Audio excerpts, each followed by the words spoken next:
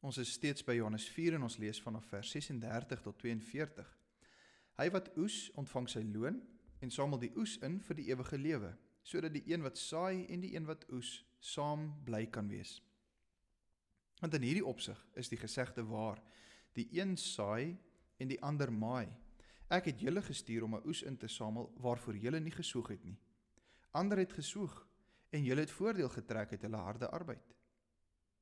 Baie van die Samaritane uit daardie dorp het in hom geglo, op grond van die woord van die vrou wat getuig het, hy het my alles vertel wat ek gedoen het.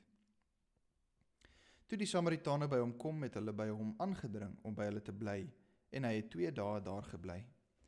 Nog baie meer van hulle het op grond van sy woorde tot geloof gekom en vir die vrou gesê, ons glo nie meer op grond van wat jy gesê het nie, want ons het hom self gehoor, en ons weet dat hy waarlik die verlosser van die wêreld is. Jesus het verduidelik aan die hand van 'n beeld, die beeld van kos en 'n oes wat reeds wit is, het hy verduidelik, die illustrasie gegee, dat dit die tyd is wanneer mense soos 'n oes ingesamel sal word, wanneer mense in hulle massas in die koninkryk van God sal ingaan. Die tyd het aangebreek, die tyd is nou, die oes staan reeds wit, sê hy. En dit word natuurlik waar, en dit word vir ons geïllustreer hier in vers 39, waar baie van die Samaritane in Jesus begin glo. Hulle is deel van hierdie groot oes, hierdie mense wat ingesamel word, wat in die koninkryk van God ingaan.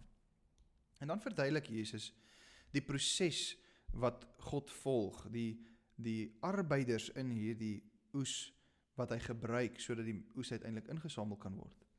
Hy sê, 'n mens kry die wat saai en dan die wat oes. Die een saai en die ander maai. Dis die 2 tipes arbeiders, kan ons maar sê, wat Jesus in hierdie illustrasie gebruik. Daar's die saaiers, die mense wat die woord saai, en dan is daar uiteindelik hulle wat oes.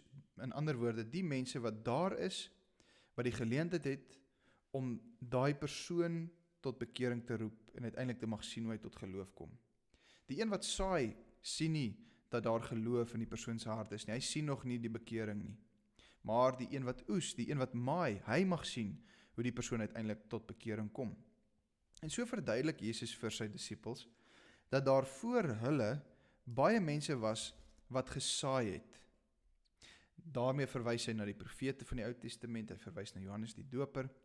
Maar nou sê Jesus, ek het julle, dis die disippels gestuur, om die oes in te samel. Julle mag maai.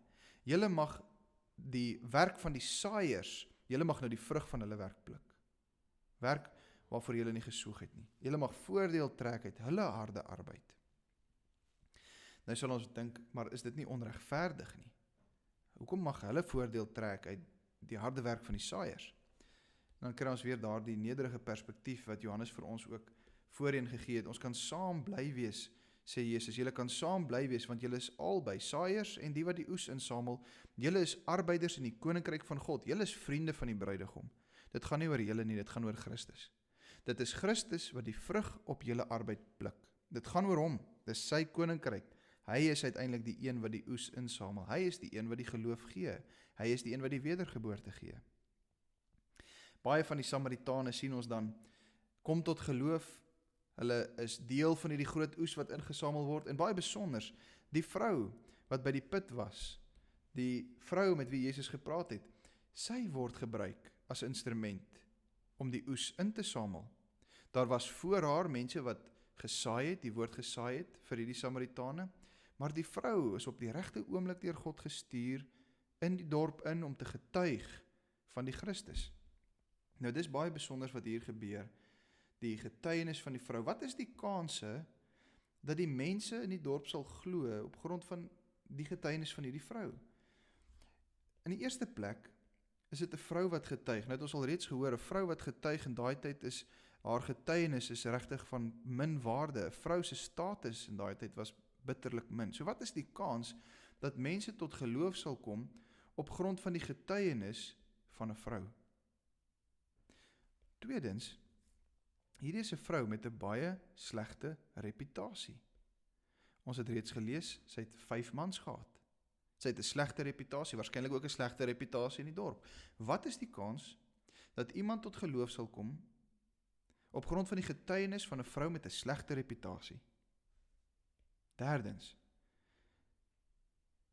Wat is die kans dat mense tot geloof sal kom op grond van 'n onsekere getuienis van 'n vrou met 'n slegte reputasie? Kyk wat het sy gesê, julle kan onthou. Hierdie man is tog nie die Christus nie, of hoe? Dit is haar getuienis. Onsekerheid. Sy self nog nie presies seker, sy weet hy's 'n profeet.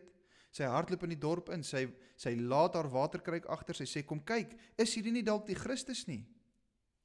En tog sien ons, dit is God wat die geloof in die Samaritane werk. Dit gaan nie oor wie hierdie persoon is wat die oes insamel, wat deel is van hierdie proses nie. Dis God wat in sy koninkryk mense as instrumente gebruik, ongeag wie hulle is. Selfs hierdie vrou met 'n slegte reputasie en onsekere getuienis, die Here gebruik haar kragtig in sy koninkryk om baie Samaritane tot geloof te bring. Is dit nie wonderlik nie? En dan sien ons, die geloof van hierdie Samaritane is 'n reddende geloof. Dis 'n reddende geloof anders as die geloof van baie Jode, van wie ons alreeds gelees het. Die redding is nie net vir die Jode nie, die redding is ook vir Samaritane. Jesus se koninkryk, die oes wat ingesamel word, die mense wat instroom in sy koninkryk, daai mense is nie net Jode nie, dis ook nie Jode. Dis ook mense soos die Samaritane, dis ook mense soos hierdie vrou met 'n slegte reputasie. Dis ook vir hulle. Ons weet dis 'n reddende geloof in hierdie Samaritane, nie net omdat hulle gasvry was en graag meer van Jesus wou weet en hoor wat hy sê nie, maar hulle sê, ons glo nie meer op grond van wat jy gesê het nie, want ons het self gehoor en ons weet dat hy die verlosser is. So wat hier gebeur is, ons weet 'n reddende geloof is 'n geloof wat gebaseer is nie op tekens alleen nie, maar op die woorde, op die getuienis van Christus. Voorheen het Johannes al vir ons laat verstaan. 'n geloof wat net gegrond is op die tekens van Jesus, dit is waarskynlik nie 'n reddende geloof nie, want dan is jy maar net agter die groot bohaai aan. Jy wil maar net sien wat Jesus volgende gaan doen. Maar as jy nie die woorde van Jesus glo nie, die getuienis oor Jesus glo nie, dan sê jy eintlik God is 'n leienaar. Dis nie die geval hier met die Samaritane nie. Hulle glo die woorde van Jesus Christus. Hulle glo die getuienis en daarom weet hulle nou. Hulle glo. Om te glo is om te weet dat hy waarlik die verlosser van die wêreld is. Ook die verlosser van die Samaritane is. Dit gaan nie oor wie jy is nie, maar wie hy is. Jy kan soos hierdie vrou slegte reputasie hê, 'n bedenklike geskiedenis hê. Jy kan dalk nie vreeslik welsprekend wees nie, en tog kan die Here jou kragtig in sy koninkryk gebruik om te getuig, om baie mense tot geloof te bring. Sommige van ons is saaiers. Ons saai die woord van die Here. Die Here gee ons ook gawes om te saai. Ander van ons mag die oes insamel.